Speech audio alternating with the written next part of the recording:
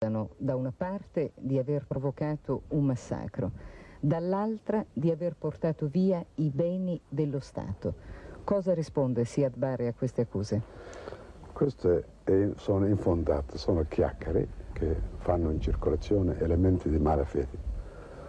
Io ho costruito la Somalia, non ho distrutto, non ho rubato o contribuito il mio avere.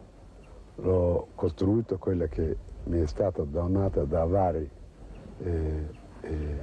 governi o paesi, e in qualsiasi modo. Quando lasciai a Mogadiscio c'erano tanti di quei regali che sono oro, sono stati ori.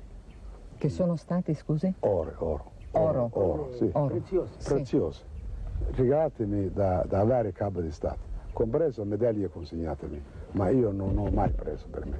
Ho sempre messo a posto per le storie del popolo somalo, con la sua proprietà. Ecco, io sono stata a Mogadiscio, mi hanno fatto vedere le banche saccheggiate, mi hanno fatto vedere le chiese distrutte, ho visto la cattedrale con delle scritte anticristiane, mi hanno detto che le hanno scritte i vostri uomini e che le banche erano state saccheggiate dagli uomini di Siad Barre. Hanno fatto loro, questa è la verità.